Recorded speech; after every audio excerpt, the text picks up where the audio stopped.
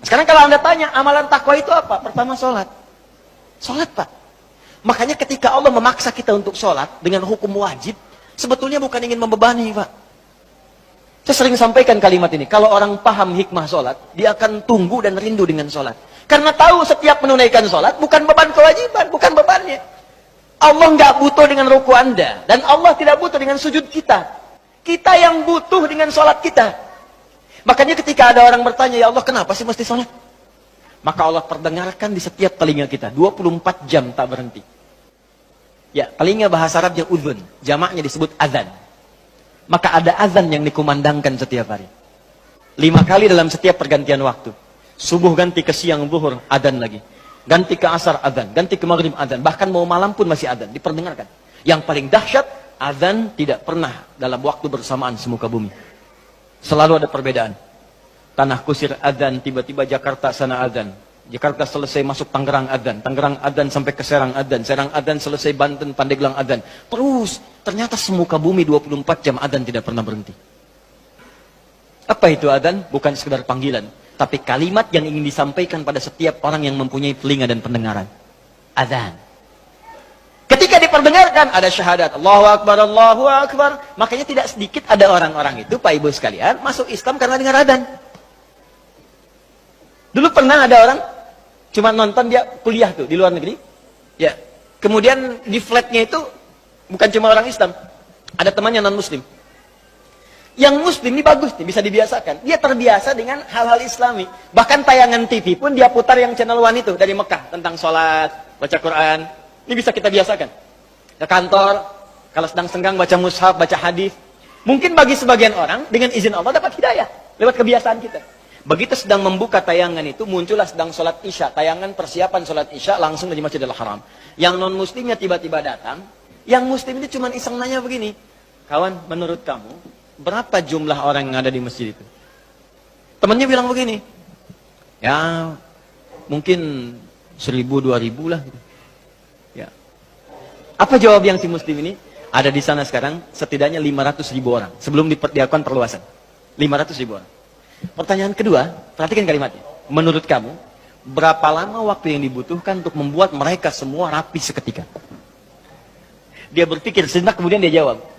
Mungkin seminggu 2 minggu kayak. Seminggu 2 minggu, sepekan 2 pekan. Kata si muslim ini, aku akan tunjukkan kepadamu, tidak sampai 5 menit, semuanya akan rapi dan baris.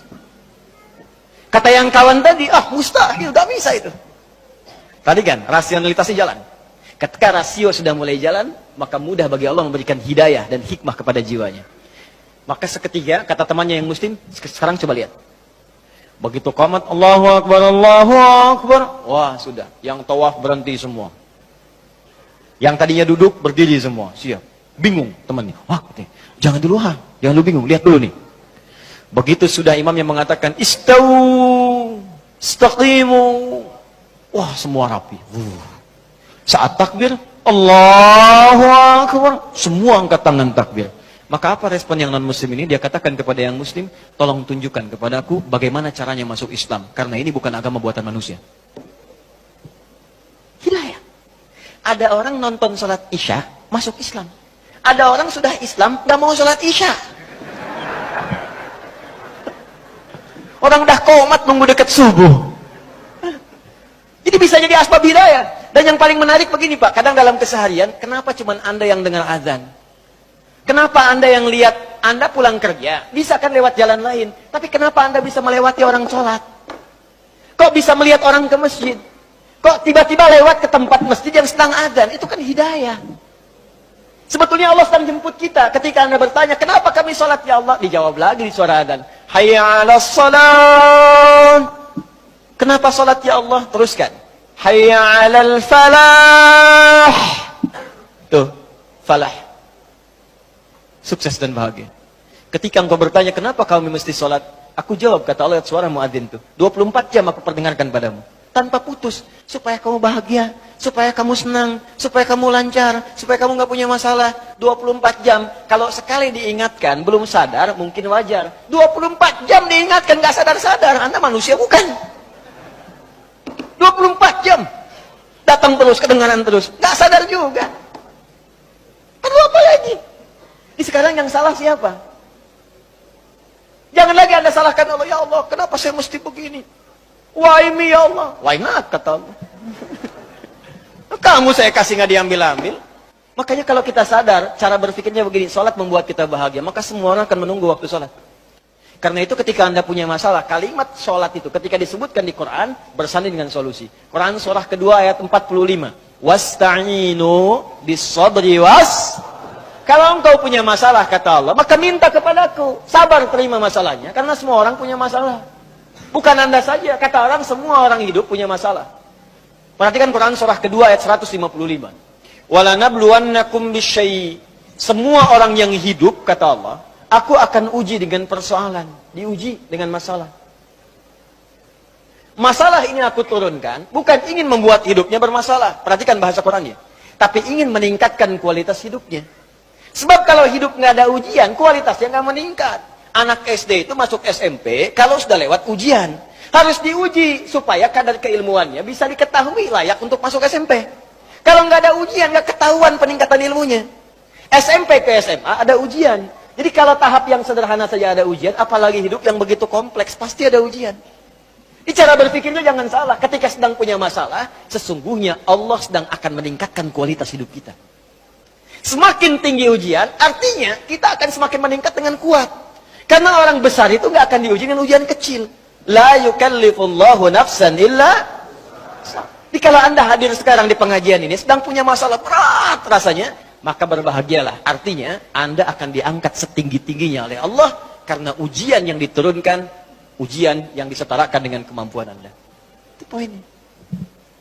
Gak ada orang hidup gak punya masalah. Apa dikira Ustadz gak punya masalah? Lebih banyak daripada jemaah. Tuh, masalah antum tuh. Saya jawab juga. Di hidup, bersanding dengan masalah. Persamaan terbaliknya, orang yang tidak ingin punya masalah, artinya tidak ingin hidup. Siapa yang tidak ingin punya masalah? Angkat tangan. Selesai. Nah sekarang, kata Allah, kalau sedang punya masalah, minta kepada saya solusinya. Supaya dipermudah. Lewat apa ya Allah? Wassalah, datang. Kalau Anda masih nggak mau sholat, ditanyakan imannya oleh Allah. Makanya kalimat ini disebutkan sekali lagi untuk menguatkan di ayat 153. Dipanggil kalimat imannya. Seakan-akan begini bahasanya. Kamu ini punya iman apa enggak sih? Kalau nggak punya iman kamu apa? Ya karena nggak ada iman. Sekarang kamu masih mengaku beriman, tapi saya panggil sholat nggak datang. Karena itu di ayat 153, paling kanan sebelah bawah, itu kalimatnya berubah dengan disebutkan kata iman di depannya. Ya ayyuhalladzina amanu. Hei semua orang beriman, mana imanmu? Ista'inu bis-sabri was-shalah. Kalau kalian punya masalah, kata Allah, sekali lagi datang. Lewat sholat minta kepadaku. Makanya kalimat ista'in dirubah menjadi kalimat permintaan, berubah jadi nasta'in. Saya tanya pada Anda, apakah kita mengucapkan kalimat nasta'in dalam setiap sholat? Berapa kali kita ucapkan dalam sehari? 17 kali. Iyyaka na'budu wa iyyaka nas. Hadis kuncinya mengatakan, ketika seorang ibadah benar bacanya, membaca kalimat itu, benar salatnya, sampai di kalimat itu, maka jawaban hadis kuncinya, hadza baini wa baina 'abdi wa li 'abdi ma sa'al. Ini perjanjian antara aku dengan hambaku, maka apapun yang hambaku minta sampai di sini, aku akan kabulkan selama itu dia butuh.